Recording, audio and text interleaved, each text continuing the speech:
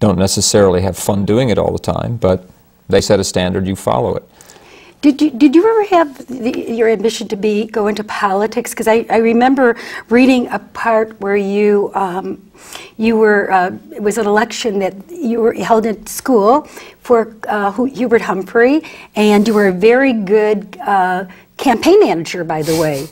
Was that something that, you know, and you did very well, and Hubert Humphrey won? I remember that, reading that. Was that something that, and you mentioned something a little bit earlier, you didn't have any ambitions, but you were good at it. So what happened, you know, with politics for you? I just don't think I'm a natural politician. People sometimes assume that because I can stand in front of an audience and speak, that I should go into politics, because I enjoy that and I do a halfway decent job at it. But it doesn't follow, the political ambition doesn't follow behind that. My grandfather was actually the only true politician in the family. My grandmother enjoyed it and was good at it and loved listening to him and being part of it and sharing her opinion, and he relied on her as a bellwether for all of their marriage. But he was the only politician in the family. Dad was a journalist, so he saw all sides of everything. And Mom was a singer, writer, entertainer.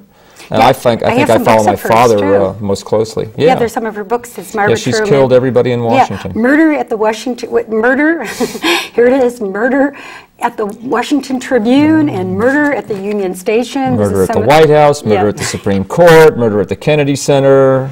So I used to tease her that she was going to have to, she was running out of places to kill people. It's going to have to be murder in the men's room at the back of the Capitol. That's funny. Does it carry the same weight being Harry Truman's grandson in this generation as it did in your parents' generation? Is people impressed or today about Harry Truman, and has it opened doors for you? I think it actually seems to, I don't know about carry weight, but it seems, and it's probably just because I work at Truman College and because I'm the honorary board chairman of the Truman Library in Independence, Missouri, because I am doing the family business, if you will. I certainly notice, people notice the connection more than they used to. When I was a kid, never. The name Clifton Daniel didn't elicit a response from anybody. And it was only after he died in 1972 and his popularity began to rise, and that was the first time in my life, when I was 16, 17, 18 years old, that I would be introduced to somebody as Clifton Daniel, and people would look at me funny and say, "Isn't that the guy that married Margaret Truman?" You know, no, one step removed, thank you. So you know, as a young child, you know, from the age of 0 to 15, you know, our lives were fairly normal. And do you wish you'd spend more time with your grandfather? You know, like you said, he liked to read a lot. Did you wish that he did more reading with you? Do you wish you had a closer relationship? Well, I'm sure he did. I used to, yeah. I always saw it as a missed opportunity that I should have talked to him more, but there really isn't anything I could have done about that. I was 7, 8, 9 years old. I would rather have run outside and thrown a ball or chased my brother around, and Grandpa was perfectly happy to sit for hours on end with a book in his lap and read.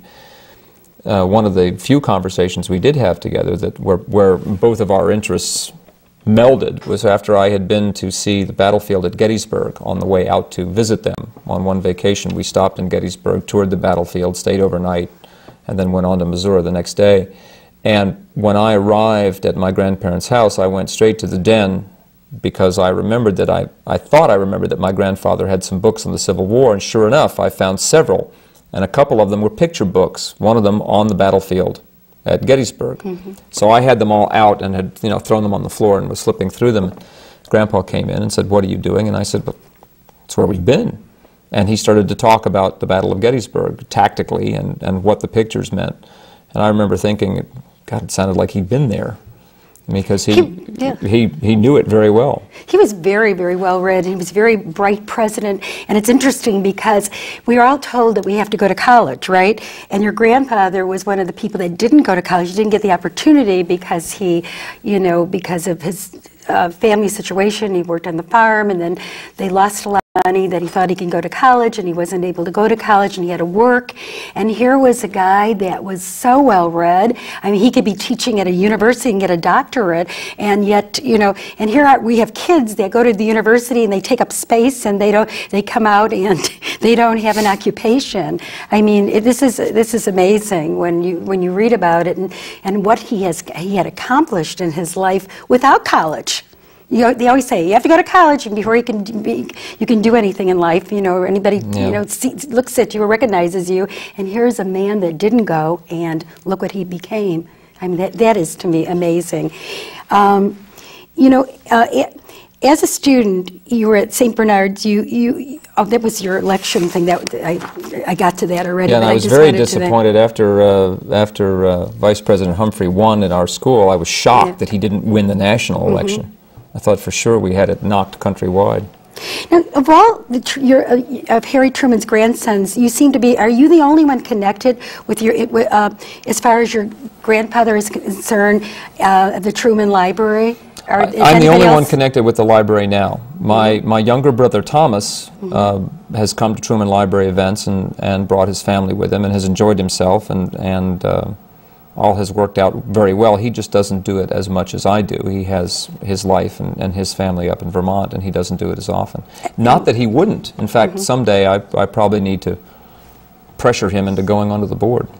Yeah, because you seem to be the one that's the most active. You're at the Truman, you know, College, and what do you exactly do at the Truman College? I'm the Director of Public Relations. And so, what are you doing? What does that mean? As my father said before I took the job back in 1998, he said, "Your job, in essence, is to make friends," which is a simple way to put it, but that's essentially it. My job is to make sure that the college and students, faculty, staff, community members understand each other, work well together, work as a team as much as we can. That the college is part of the community is part of the college, and make sure it all goes together. That's interesting. And never a dull moment. Yeah, that sounds like it. You know, when your grandfather died when you were 15 years old, and you spent, it said in your book, it said the next 11 years wondering how to live up to him. Then you said the only thing and I'll quote, "The only thing I had to show for it was a string of failed academic courses, lost jobs, and hangovers." Can you explain that? Geez, I got to stop writing that stuff down. It just comes back to bite you. That's right. In essence, I really did not know what I wanted to do with myself. And it's my own fault. As a grandchild of someone that well known, and as a child of well-known parents, you can get kind of a chopped liver syndrome, because people walk up to you and they say, "Ooh, your grandfather was wonderful, your mother sings so beautifully, or your dad's a great newspaper editor," and you're like, "What? Yeah, what about me?"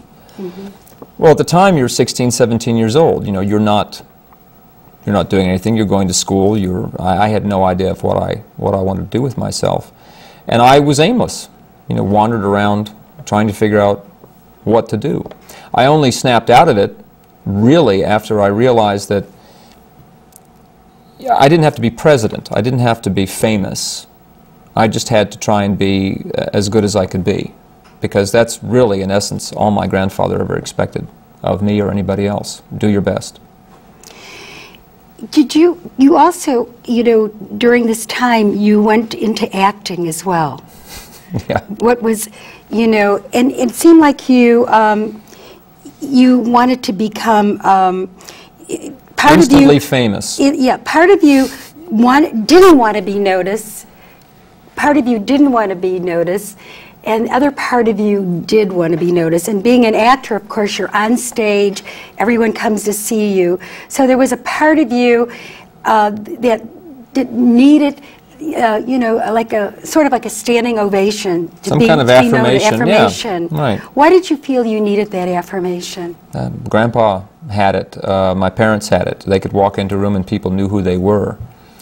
With me, that wasn't happening. I was hearing all about them and nothing about me. Very selfish. But you know, it's that instant fame, the instant gratification. There's no, and on a